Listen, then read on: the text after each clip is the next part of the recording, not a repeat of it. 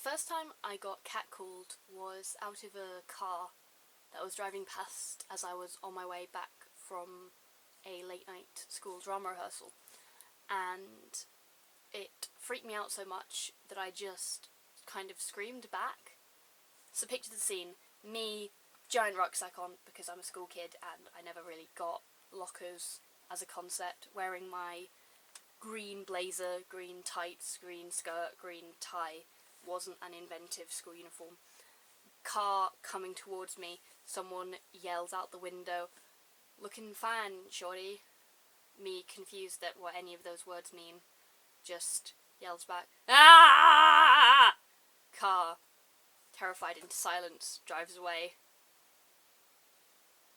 Good pattern to be established there. A few months ago, my girlfriend and I were in a park, cuddling, making each other daisy chains, drinking milkshakes, I think. And a guy jogging along the path, wearing no shirt, like running shoes, and just this tiniest little pair of booty shorts, just like so small, runs past and yells, "Get your tits out!" in the broadest West Country accent I've ever heard, gives a thumbs up, and then accelerates away. If any of the aspects of that situation had been different, if it hadn't been a public park, if he hadn't been almost naked, and if he hadn't had the funniest accent I'd heard in a long time, I would have been terrified. I just laughed. We just laughed. And then we got really uncomfortable and left, but the laughter is key. I actually get your tits out yelled quite a lot, which is an interesting one, because they then leave immediately, so if I had wanted to respond by getting my tits out, they wouldn't be able to see them. I have quite big boobs that I usually keep covered up either in a binder or a long shirt, partly because they make me feel dysphoric and uncomfortable, but mostly because if I have them out on display, people look at them, and that just makes me weirded out. It does. I'm not tall, so it's really obvious when someone's looking at my chest, because they literally have to be doing this. I'm like, my eyes are up here. They're not very far up here, but there is an upness to their position. I like to pretend it's because I'm so intimidating that men find it difficult to meet my gaze, but I'm not intimidating. I'm a small fairy princess child.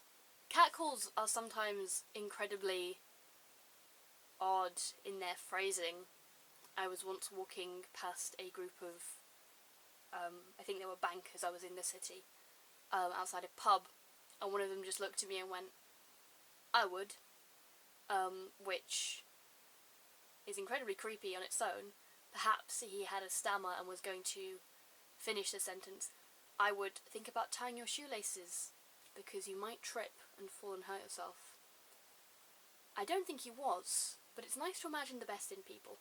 I don't know why we call them catcalling. It seems a bit unfair.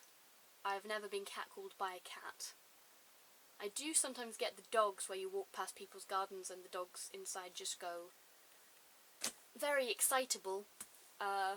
Dog calling sounds like it would be a different thing though, but that would be calling to a dog. I also don't know why wolf whistling is called wolf whistling, because it sounds very little like a wolf and a lot like "you're a giant asshole."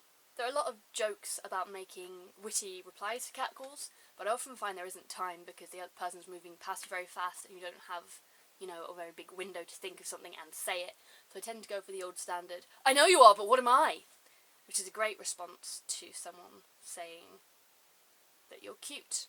Those were some thoughts from my brain. Thank you for your time. If you liked these thoughts, you can experience similar ones by subscribing to my channel or follow me on Twitter and Tumblr. If you didn't like these thoughts, I'd like a carefully worded essay in the comment section that I will skim read and then delete in order to create the air that I am infallible and everyone enjoys my contributions to conversation. If you were neutral about these thoughts, please PayPal me £65 to make something a bit more inflammatory that you can have an opinion about. Thank you for your time.